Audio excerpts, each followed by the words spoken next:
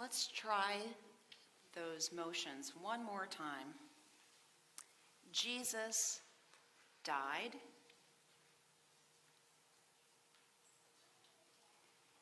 Jesus was buried. Okay, this is the one I need help with. Jesus was raised. And Jesus appeared. Did you notice the word appeared? Happened a bunch of times. Appeared, appeared, appeared, appeared. Do those core words, those core verbs sound familiar to you if you've been at church? Listen to Christian stuff, core Christian doctrine. Did it ring a bell that Jesus died, was buried, raised, and appeared? That sound familiar? Yeah. I just suddenly thought this week as I was studying the text, I thought of what's called the Apostles' Creed. So the Apostles' Creed is a core Christian creed. It's been around since the 2nd century, about 180 A.D.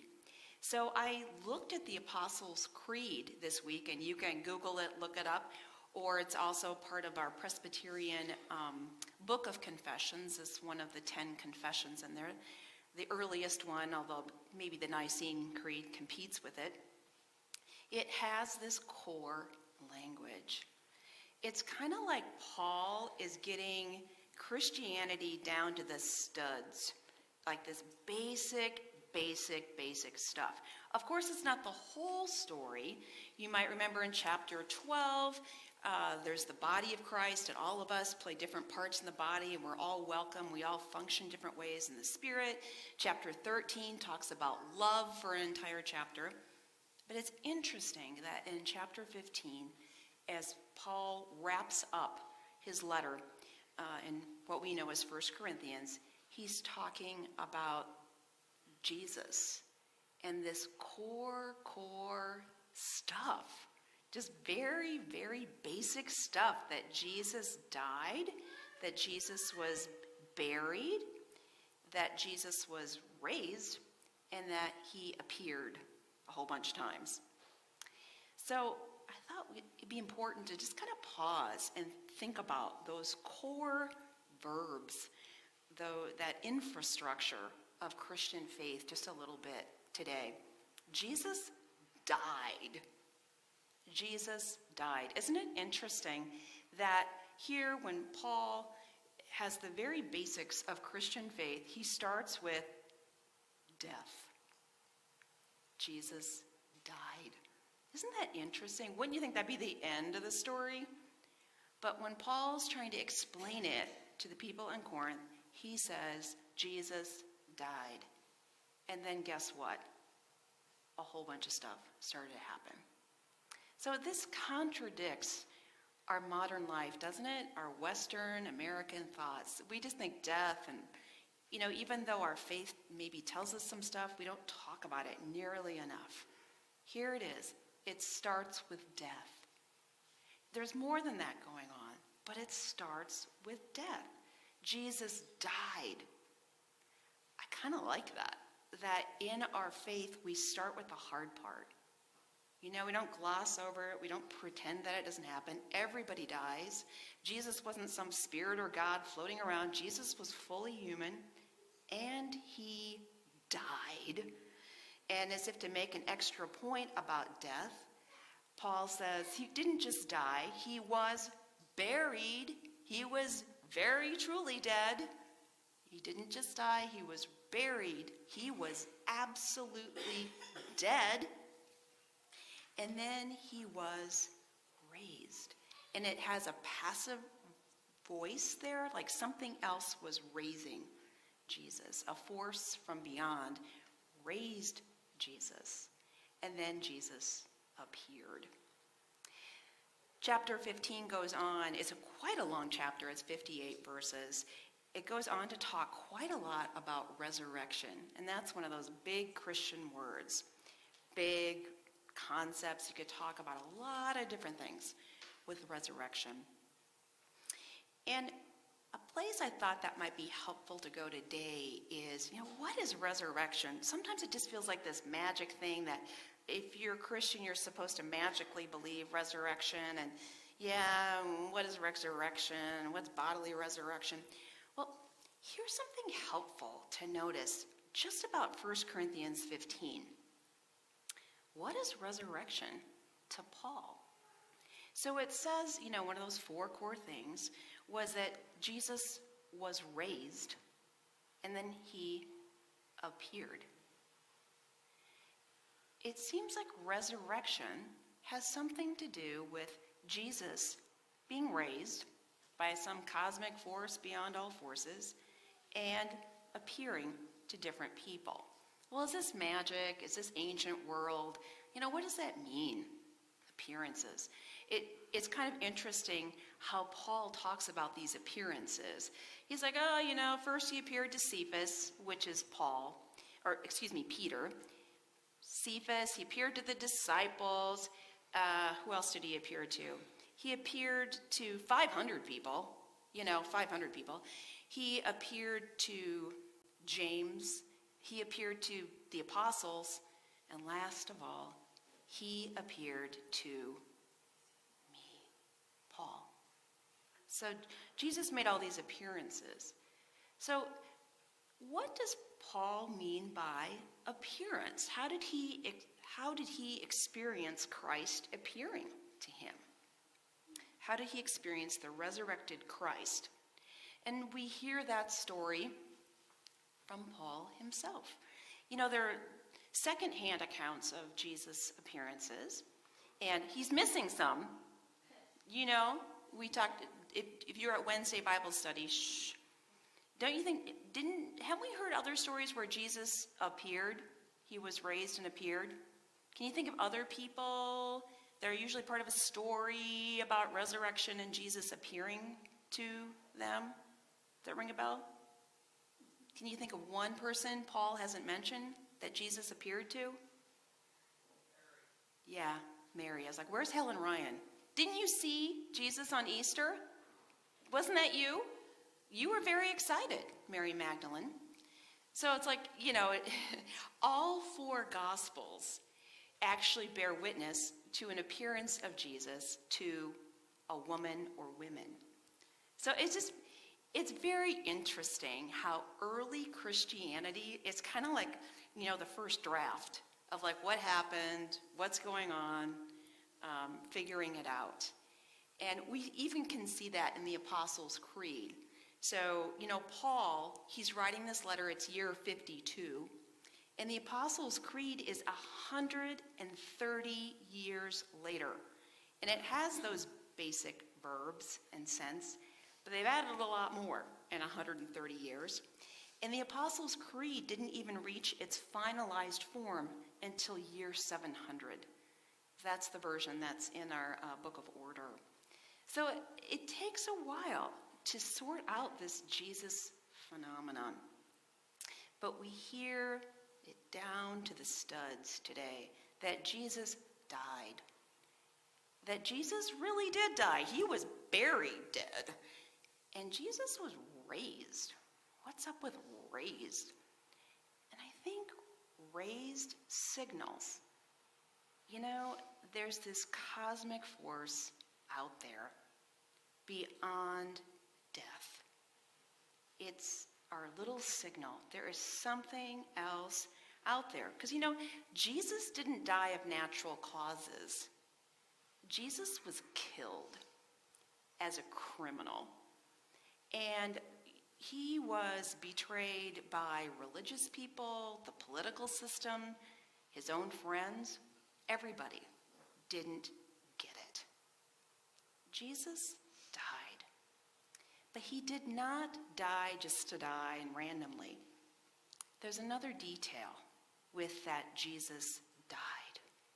Paul says Jesus died for the forgiveness of sins. There was a purpose in Jesus' death. Well, that's another very profound Christian matter, the forgiveness of sins. Maybe we need to talk about that a lot more. And sometimes it's talked about in a very unhelpful way in the Christian tradition. In our tradition, when we talk about the forgiveness of sins, it's the best thing imaginable. We are forgiven. And with that, we have to talk again about sin. In some Christian traditions, not ours, people limit sin to some sort of laundry list of do's and don'ts. Oh, that's sin. As if anybody can escape it. Or sin is like some kind of guilt trip. Or sin, to use a word from the news this week, is the morality police, which are doing horrible things. And we pray for Iran today. But Christians do the same darn thing. We take sin and we make it the morality police to make some people feel bad and make other people feel kind of superior. Sin is just part and parcel of being human, for heaven's sakes. Sin is what makes us human. Let's talk about being human. Let's keep it real. We are human, therefore we are broken, imperfect. We harm ourselves, we harm others. We're deceived. We're a mess. And we're forgiven. Two things are true at the exact same time. Keep it real. We are human. Let's just be honest about it. We're human. And we're forgiven. Thanks be to God. So that's why Jesus died. It's so basic, and yet we wander around, even if we're quasi-Christian people, like, oh, I'm down in the dumps, and oh, I'm a wreck, and everything's terrible. Oh my gosh, did you know you're forgiven? We have such a mission field, Discovery Presbyterian Church, to talk about the grace of God. Just how great it is that we are human and broken and we are forgiven. Wow. And this has an impact. It's not a magic wand. This impact is a real thing. It impacted Paul, who has maybe the only first-hand witness to Christ appearing. This is pretty profound stuff. Even if you're not a person of faith, 1 Corinthians is an authenticated ancient world letter by a real person. And it's just an incredible piece of a window into the ancient world. That is absolutely true. Paul is an absolutely real person, documented, corroborated human being who wrote this. And this letter is such a treasure. And Paul has a first-hand account of the risen Lord. And so, wow, what great evidence for people who are evidence-based. It's pretty amazing what Paul experienced. Because do you know who Paul was?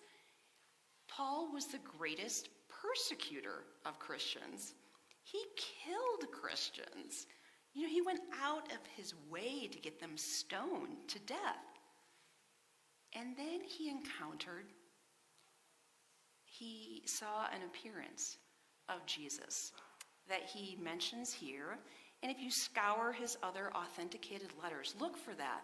How does Paul experience the risen Lord?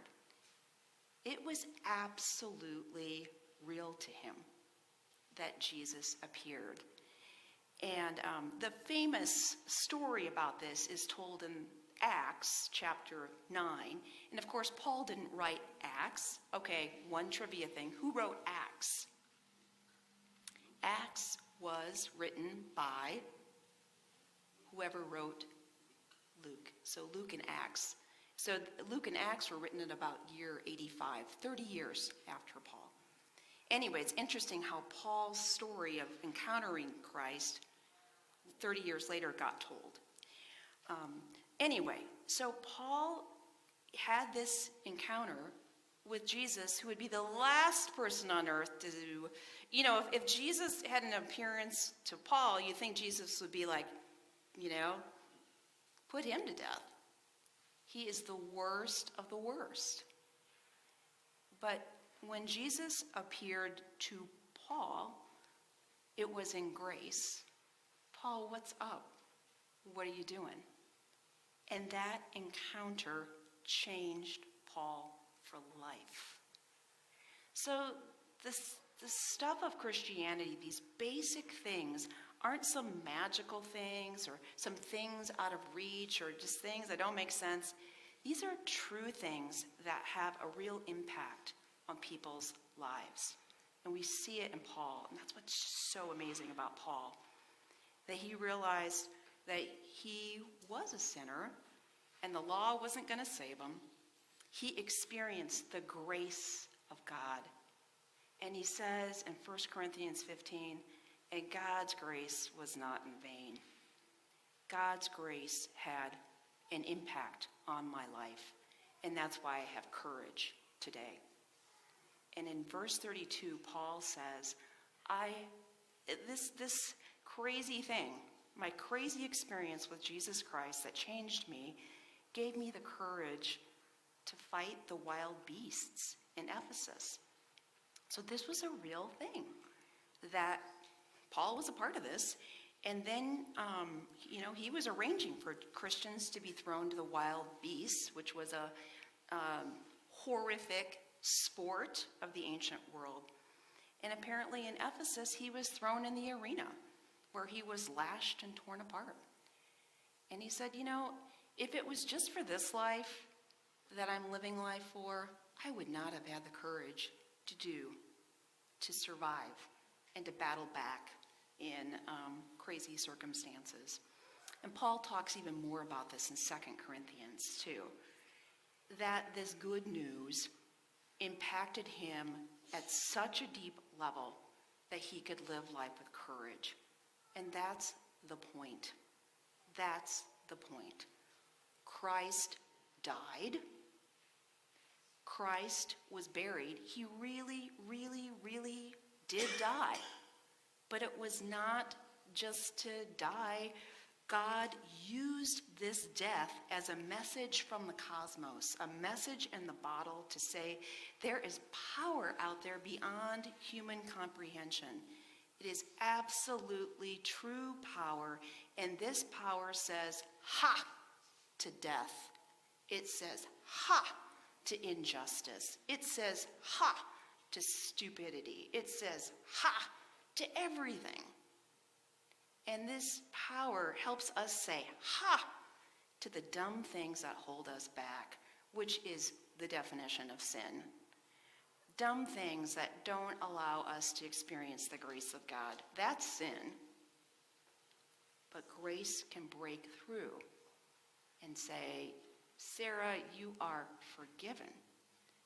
You are forgiven. And when I believe that, wow, when I really, really believe that, I'm totally human, totally forgiven, it is like jet fuel for courage to live life with a purpose.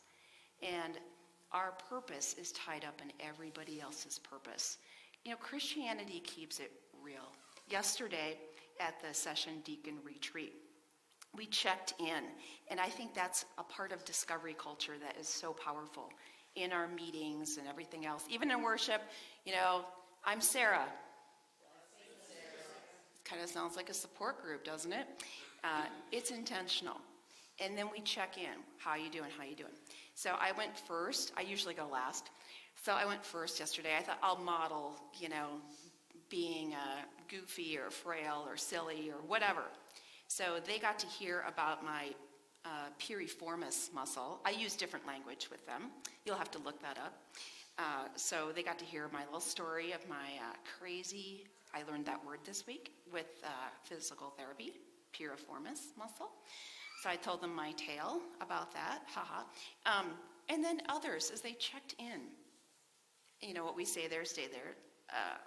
Other people had stories of medical stuff, of difficult stuff that they're going through in life, concerns about other people, wondering, pain, suffering, loss, and I knew some other things about what people are going through in the congregation. We're a sad lot, aren't we? We're a sad, suffering lot of people. But there's something about sharing our suffering authentically, being human, that is so cathartic and therapeutic.